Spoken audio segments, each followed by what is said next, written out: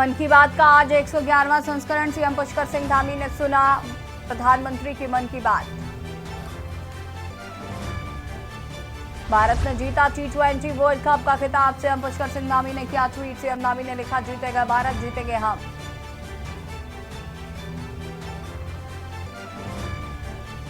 देहरादून में भारत की जीत के बाद जश्न। जीत के जश्न को घंटा घर पर उमड़े हजारों लोग। भारत माता की जय के उद्घोष से गूंज उठा देहरादून। खिलाड़ियों को प्रोत्साहित करने के लिए योजना शुरू की गई है। मुख्यमंत्री उदीयमान खिलाड़ी यूनियन योजना के लिए चयन ट्रायल की प्रक्रिया हुई शुरू।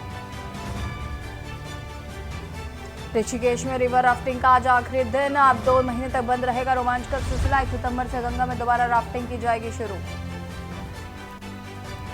आज भी बिगड़ा रहेगा मौसम का मिजाज। उत्तरकाशी समेत 6 जिलों में भारी बारिश का ऑरेंज अलर्ट। आप देख रहे हैं के न्यूज, खबरों का सारथी। नमस्कार, खबर उत्तराखंड में आप सभी का स्वागत है। मैं हूं आपके साथ यशी शुक्ला। लोकसभा चुनाव 2024 के संपन्न होने के बाद आज पहली बार मन की बात कार्यक्रम का प्रसारण किया गया। नरेंद्र मोदी ने तीसरी बार प्रधानमंत्री बनने के बाद मन की बात के जरिए देशवासियों को संबोधित किया। इस अवसर पर बुद्धा टेम्पल, क्लेमंग टाउन, देहरादून में कार्यक्रम का आयोजन किया गया। इस अवसर पर मुख्यमंत्री पुष्कर सिंह धामी ने पीएम मोदी के मन की बात कार्यक्रम को सुना। इस दौरान मुख्यमंत्री धामी ने कहा कि प्रधानमंत्री नरेंद्र मोदी ने मन की बात सभी संस्करणों में हमेशा समाज को जागरूक करने की बात की, पर्यावरण को बचाने की बात की है। आज उन्होंने एक पेड़ लगाने का जो आह्वान किया, निश्चित रूप से हम उसे बहुत प्रोत्साहन और प्रेरणा मिलेगी। आज उनके मन की बात का 111वां संस्करण आज उन्होंने हम सबके सामने रखा और उनके सारे संस्करण 1 से लेकर 111 तक सारे संस्करणों में हमेशा उन्होंने समाज को जागरूक करने की बात की, पर्यावरण को बचाने की बात की है, दूरस्थ क्षेत्रों में पर्यावरण संरक्षण की बात की है, महिलाओं के उत्थान की बात की है, नौजवान युवाओं को आगे लाने का काम किया है। ऐसे कर्मयोगी जो वर्षों से अनुसंधान कर रहे थे, साधना कर रहे थे, जिनको कोई देखने वाला नहीं था, उन सबको पूरी दुनिया के सामने लाने का काम किया है। और आज उन्होंने एक पेड़ जो लगाने का आह्वान किया है, निश्चित रूप से हमारे लिए इससे बहुत हमको प्रोत्साहन मिलेगा, प्रेरणा मिलेगी। और उत्तराखंड के अंदर जो हमारा पर्व आता है हरेला पर्व, उस हरेला पर्व पर हम पहले से भी योजना बना रहे हैं और आदरणीय प्रधानमंत्री के आज के उद्बोधन के बाद हम लोग और नियोजित होकर, एक व्यवस्थित होकर पूरे प्रदेश के अंदर जल संचय, जल संरक्षण, प्रकृति के संरक्षण पर अधिकाधिक वृक्षारोपण करेंगे, पौधारोपण करेंगे। NH 534 पर कोटद्वार दुगुद्दा के बीच भारी बारिश के बाद पहाड़ी में आए मलबे में एक मैक्स दब गई थी, जिसमें सवार लापता चल रहे एक यात्री का शव SDRF पुलिस से बरामद कर लिया है। शव की शिनाख्त यूपी के बिजनौर निवासी असलम के रूप में हुई है। कोटद्वार से सतपुली जा रही मैक्स के ऊपर भारी बारिश के दौरान पहाड़ी से 5वें मील के पास मलबा गिर गया था, जिसमें सवार 5 लोग घायल हो गए।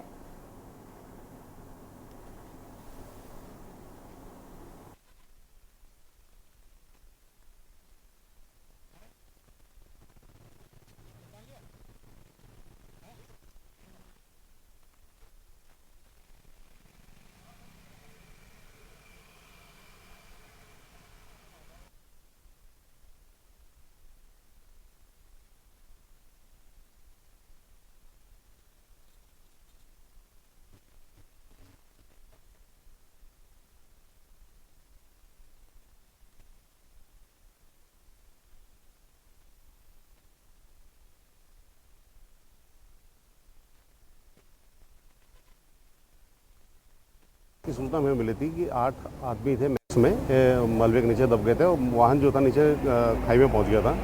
तो हम लोगों ने तत्काल उस पर कार्रवाई करते हुए मौके पे स्थानीय पुलिस आई थी और इसमें से 3 आदमियों को उस समय रेस्क्यू किया गया था। 5 आदमी स्वयं बाहर निकल गए थे। 1 आदमी की मिसिंग की सूचना थी, तो रात भर से सर्चिंग अभियान चला। उस पर फिर अभी मौके पर अभी हाल में ही SDRF और स्थानीय पुलिस की मदद से एक व्यक्ति को हमने निकाला है। मरने वाले का नाम मृत अफसर है, मरने वाले का नाम असलम है और उसको मोर्चरी भिजवा दिया गया है। ऊपर डेंजर हो रखा था, पत्थर भी आ रहे थे ऊपर से, लेकिन अपने रिस्क लेके हमने उसको गाड़ी को देखा, थोड़ा सा दिखाई दिया था, फिर मलबा हटा के फिर उसकी गाड़ी की बॉडी काट के कटर से अपने कटर से बॉडी को काट के फिर धीरे धीरे उसके सीट उट काट के पूरी बॉडी को किनार करके तब का बाहर निकाले, वो बॉडी मिल गई थी। स्वास्थ्य विभाग द्वारा रेफरल नीति अपनाने को लेकर देहरादून के दून अस्पताल एक्टिव मोड पर काम करने की तैयारी में है और इस बात को लेकर दून अस्पताल के एमएस डॉक्टर अनुराग अग्रवाल ने कहा कि अस्पताल में अगर किसी बीमारी के लिए सुविधा है तो किसी भी मरीज को उनके कहने के बावजूद भी दूसरे अस्पताल में रेफर नहीं किया जाएगा। अल्ट्रासाउंड में चल रहा है ना, रेडियोलॉजिस्ट नहीं है। मैम आपको तीन चीजें हैं। नहीं, मेरे को जो जाना है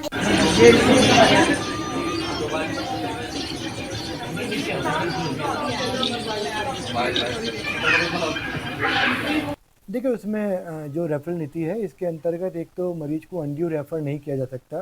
कई बार बहुत सारे मरीज अपनी डिमांड भी रखते हैं कि हमें रेफ़र कर दिया जाए। अगर वो सुविधा हमारे पास उपलब्ध है तो वो ऐसे में रेफ़र नहीं कर सकते हैं। लेकिन हाँ, सुविधा ना होना या डॉक्टर का उपलब्ध ना होना, उस केस में रेफ़र किया जा सकता है।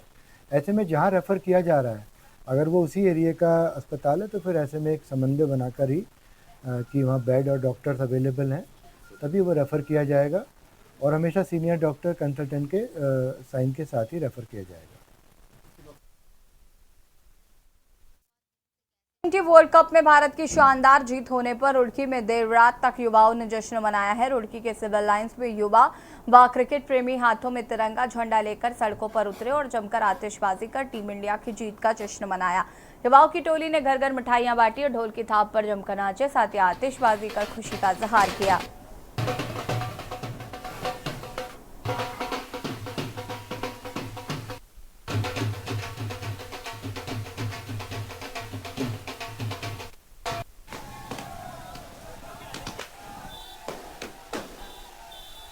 लाल कुर्ती में जश्न मनाया जा रहा है। ये लाल कुर्ती के मेरे भाई लोग हैं सारे छोटे और ये मेरे कुछ बड़े भी हैं और जश्न इस चक्कर में मनाया जा रहा है। 11 साल बाद इंडिया जीती है और हमें बहुत खुशी है कि इंडिया हमारी वर्ल्ड कप जीती है और वर्ल्ड कप की खुशी में हमारे बच्चे आज 1 बज गया रात के, छोटे छोटे बच्चे भी आप देख सकते हो सारे हमारे साथ हैं और कुछ मिठाइयों के साथ भी प्रोग्राम करा जा रहा है, पटाखों के साथ भी। खुशियाँ मनाई आपने? खुशियाँ बहुत जबरदस्त बनाई है, पटाखों के साथ बनाई है, ढोल भी बजवाए हैं।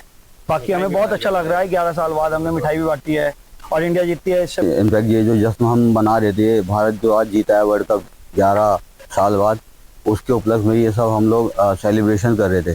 जैसा कि आपको हमारे ये सभासद हैं विपिन कुमार, इन्होंने बताया, तो ये बहुत ही मतलब अमेजिंग मोमेंट है हम लोगों के लिए, सभी इंडियंस के लिए। और मैं तो यही चाहूँगा कि ये मोमेंट जो है हमेशा आगे के लिए भी भारतीय टीम के लिए और हमारे लिए बना रहे, कहीं से कहीं तक भी कोई ऑब्स्टेकल ना है किसी भी तरीके से। जी, हमारे समय टर्निंग पॉइंट हमारा एक ही नाम था, बस सूर्य कुमार यादव का कैच लेना, वो समय बड़े टर्निंग पॉइंट था। फिर उसके बाद बुमराह जी आए और अक्षर पटेल ने भी बहुत अच्छी गेंदबाजी की, बल्लेबाजी की और विराट कोहली ने भी बहुत बड़े बल्लेबाजी, बहुत ज़्यादा खुशी है। हिंदुस्तान जिंदाबाद, हिंदुस्तान जिंदाबाद। रामनगर में मानसून की पहली बारिश में ही नैनीताल जिले के रामनगर अंतर्गत पड़ने वाली सावलदा पूर्वी में सावलदा नदी ने पहली बारिश में ही अपना रौद्र रूप दिखाया। दोपहर में इतना उफान पर थी कि उसने तटबंध को भी बहाने पर उतावली लगी। लगातार कटाव से ग्रामीणों में डर का माहौल है। ग्रामीणों ने मजबूत तटबंध बनाने की प्रशासन से मांग की है।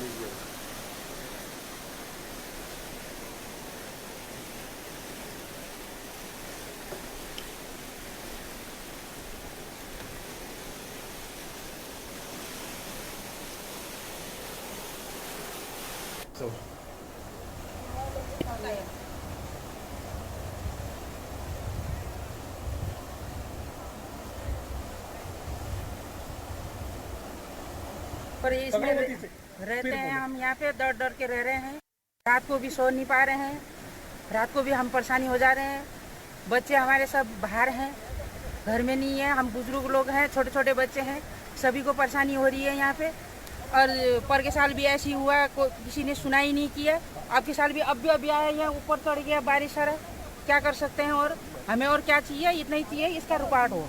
हाँ, ये सावलदी पूर्व का प्रश्न है। पिछले साल भी मेरे द्वारा इसमें स्वयं निरीक्षण किया गया था, एजेंट साहब द्वारा भी किया था, माननीय जी द्वारा भी किया था। और आपदा के दृष्टिगत काफ़ी संवेदनशील क्षेत्र, नदी लगातार उसमें कटान कर रही है, जिसमें सिंचाई विभाग के साथ निरीक्षण करने के उपरांत हमसे एस्टिमेट भेजे गए थे और माननीय जिलाधिकारी महोदय द्वारा उसमें प्रस्तुति की गई है। आपदा के दृष्टिगत उसमें कार्य कराया जा रहा है, क्योंकि वन क्षेत्र है तो उसमें कार्य वन विभाग के द्वारा कराया जा रहा है। अधिकतर क्या है कि हमारे पास आए दिन यहाँ पे हादसे होते रहते हैं। पहले तो अब तो पुल बन चुका है, तो इस वजह से हमारे गांव को बहुत ज़्यादा दबाव पड़ा है इस टाइम पे। हमारे पास कोई सरकार ने किसी टाइम पे कि हमें कोई हेल्प नहीं किया है। हर बार यहाँ पे जाल बनता था, इस बार हमारे पास जाल भी नहीं बना है। और देख सकते हैं आप इस टाइम पे हमारा नदी का बहाव कितना तेज़ है। हालांकि अभी पानी कम है, बरसात अभी थोड़ी कम पड़ी हुई है। और अभी जब बरसात का दबाव बढ़ेगा, अभी बरसात का टाइम आएगा, तो उस टाइम पे आप देख सकते हैं कि आप नदी यहाँ तक हमारे पास यहाँ तक जो है कि 10 फुट अंदर आ चुकी है। 11 फुट जो है पहले वहाँ पर हुआ करती थी, आज यहाँ पे आ गई है। तो इन दिनों का हमारे पास सरकार ने कोई भी मदद नहीं की है किस तरह की। खबर अक्सर से है, जहां पर कंकड़ तथा पंचायत में विकास कार्यों में धांधली किए जाने की शिकायत पर जांच करने पहुंची टीम को मनरेगा द्वारा कराया जा रहा है विकास कार्यों में भारी गड़बड़ी मिली है। जांच के दौरान टीम को ग्रामीणों के विरोध को भी झेलना पड़ा। मौके पर पहुंची पुलिस ने मोर्चा संभाला। विकासखंड के कंकड़ खाता पंचायत में कुछ ग्रामीणों ने जिला मुख्यालय पर शिकायत कर गाँव में प्रधान द्वारा मनरेगा से कराई जा रही विकास कार्यों में धांधली कर पैसे की बंदरबाट करने का आरोप लगाया है।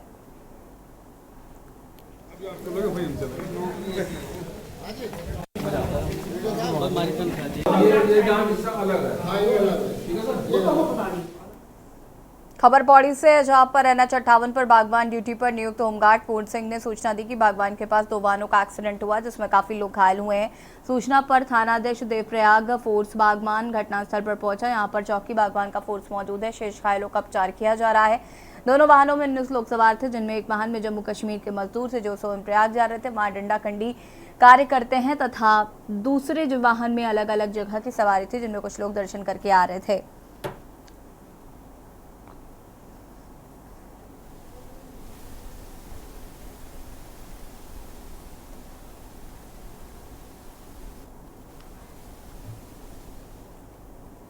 हल्द्वानी के नरीमन चौराहे के पास सड़क चौड़ीकरण के चलते कई सारे पेड़ कमजोर हो गए हैं और आज एक पेड़ बरसात के चलते सड़क पर गिर गया, जिसमें काफी देर तक यातायात बाधित रहा। वही गनीमत रही कि वहां से गुजर एक पर्यटक की स्विफ्ट कार भी पेड़ के नीचे आ गई, लेकिन कोई जनहानि नहीं हुई। इस महत्वपूर्ण विषय को लेकर कांग्रेस के प्रदेश प्रवक्ता दीपक गुलूटिया ने इस पूरे मामले के जिम्मेदार अधिकारियों के खिलाफ मुकदमा दर्ज कराने के लिए कहा।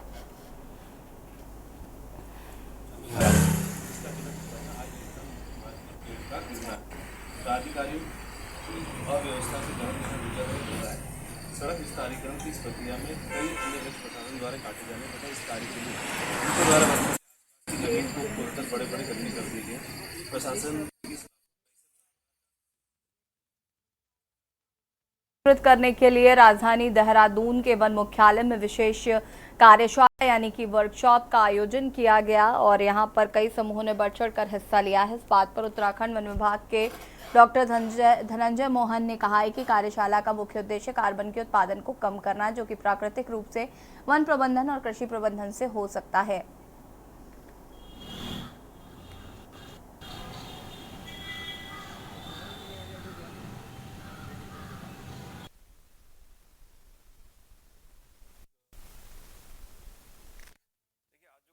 था ये पूरे देश में इस तरह की वर्कशॉप हो रही है सारे राज्यों में, और ये बेसिकली नेचर बेस्ड सॉल्यूशंस पे वर्कशॉप थी।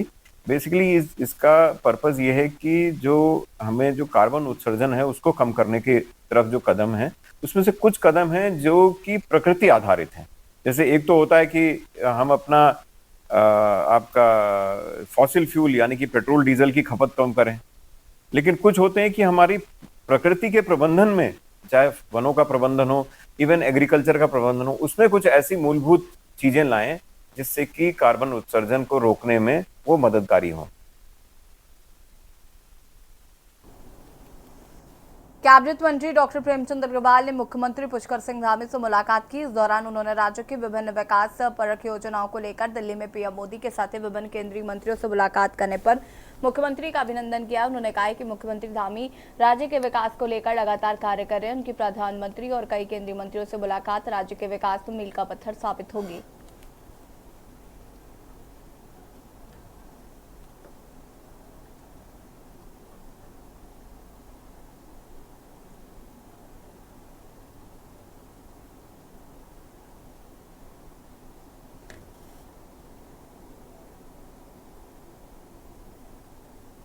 देखिए, ये बहुत बड़ी बात है कि कोई भी व्यक्ति लगातार अपने प्रदेश के और उसे आगे बढ़ाने के लिए काम करता हो। ऐसे माननीय मुख्यमंत्री जी का पहला स्थान मुझे लगता है देश के अंदर कि वो लगातार कैसे माननीय प्रधानमंत्री से, माननीय गृह मंत्री से, अनेकों मंत्रीगणों से वो मिलते हैं, अपने इस प्रदेश की समस्याओं को निराकरण करने के लिए उनसे बातचीत करते हैं, कैसे वहाँ से हमें फंड मिल सके उनसे आग्रह करते हैं। तो लगातार उन्होंने अनेकों मंत्रियों से, केंद्रीय मंत्रियों से और गृह मंत्री जी और विशेषकर माननीय मुख्यमंत्री से उन्होंने भेंट की है। ओम बिरला साहब जो हमारे लोकसभा अध्यक्ष उनसे भेंट की है, बधाई के साथ साथ अपने प्रदेश के विकास की बात की है। तो मैं इनका बहुत धन्यवाद कर रहा हूँ और उम्मीद कर रहा हूँ आने वाले टाइम पे इसका हमें लाभ मिलेगा। राजधानी देहरादून के कलेक्ट्रेट परिसर में सीडीओ झरना कमठान की अध्यक्षता में जिला सलाहकार समिति की समीक्षा बैठक हुई। इस दौरान केंद्र और राज्य सरकार द्वारा संचालित जन कल्याणकारी योजनाओं की समीक्षा की गई। इस बीच देहरादून की सीडीओ झरना कमठान ने कहा है कि सभी बैंकों के साथ समीक्षा की गई है तो पाया गया कि पिछले साल का प्रॉफिट बहुत अच्छा रहा है और इस बार हमारा CD रेशियो लगभग 40% है, जिसे बढ़ाने के निर्देश दिए गए हैं।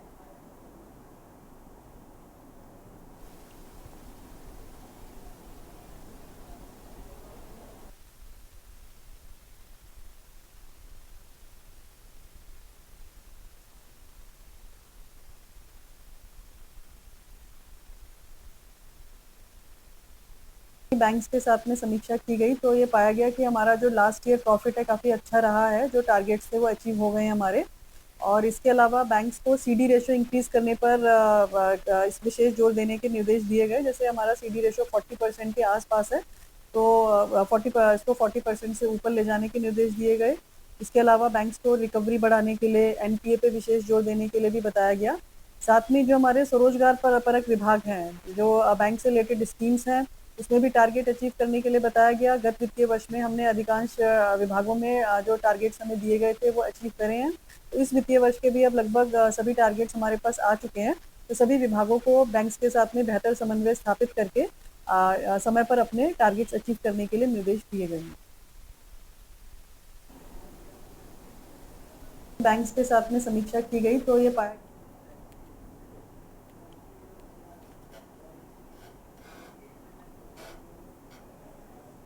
उत्तराखंड में मानसून दस्तक दे चुका है। जहां एक तरफ मानसून के आने से आम जनता को भीषण गर्मी से निजात मिली, तो वहीं अब कुछ ही दिनों में देहरादून शहर के भीतर मानसून में जलभराव जैसी समस्या सामने आने लगेगी। साथ ही मानसून में होने वाली बीमारियां भी आमजन के लिए परेशानी का सबब बन सकती हैं।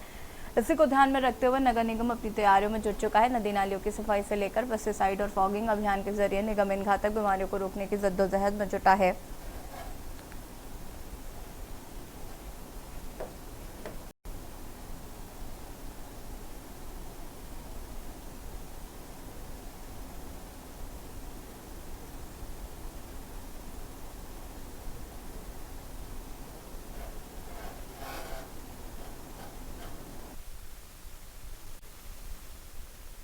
देखिए, जल भराव के यदि रूट कॉज में जाया जाए तो दो तरह के मेन इश्यूज होते हैं। पहला होता है इंजीनियरिंग इश्यू, जिसमें नालों की डिज़ाइन सही ना होना या कहीं नालों का निर्माण ना होना, पर्याप्त निकास ना होना, वो कारण होते हैं। तो उस पर सभी इंजीनियरिंग विभाग काम कर रहे हैं। जिलाधिकारी महोदया के निर्देशन में उनके द्वारा लगातार निरीक्षण भी किया जा रहा है और उस पर काफ़ी काम किया गया है। इसका अतिरिक्त जो दूसरा इश्यू होता है जो मेरे नगर निगम से रिलेटेड है, वो है कि नालों की समय समय पर सफाई होते रहना। तो उसके लिए हमारे जो हर वर्ष एक्सरसाइज की जाती है वो इस वर्ष भी की गई है, उसकी मॉनिटरिंग भी की गई है। उसमें जो बड़े नाले थे जिनको मशीनों के द्वारा जिनकी सफाई की जानी थी वो पूर्ण करा ली गई है। उत्तराखंड का डबल इंजन की रफ्तार से विकास हो, इस उद्देश्य से धामी पिछले दिनों दिल्ली दौरे पर रहे। इस दौरान उन्होंने प्रधानमंत्री नरेंद्र मोदी के साथ कई केंद्रीय मंत्रियों से मुलाकात कर प्रदेश के विकास के लिए सकारात्मक पहल करने की मांग की है। मुख्यमंत्री की हुई मुलाकात से उत्तराखंड के लोगों को भी काफी उम्मीदें हैं। मुख्यमंत्री धामी ने केंद्र में गठित नई सरकार के कई मंत्रियों से प्रदेश की अवस्थापना सुविधाओं के विकास को लेकर जल्द ही ठोस और सकारात्मक पहल किए जाने का अनुरोध किया है। मुख्यमंत्री धामी ने प्रधानमंत्री नरेंद्र मोदी, केंद्रीय गृह मंत्री अमित शाह, केंद्रीय रक्षा मंत्री राजनाथ सिंह, स्वास्थ्य मंत्री JP नड्डा, पर्यावरण मंत्री भूपेंद्र यादव, ऊर्जा मंत्री मनोहर लाल खट्टर, केंद्रीय सड़क परिवहन और राजमार्ग मंत्री नितिन गडकरी, केंद्रीय नागरिक उड्डयन मंत्री श्री राम मोहन नायडू, संचार मंत्री ज्योतिरादित्य सिंधिया से मुलाकात कर सभी से प्रदेश के विकास के लिए योजनाओं और परियोजनाओं का व्यापक स्तर में पहल करने को कहा है। मुख्यमंत्री धामी के इन प्रयासों को बीजेपी ने जमकर सराहना की, जबकि विपक्ष इस मुलाकात पर सवाल खड़े कर रहा है। देखिए रिपोर्ट।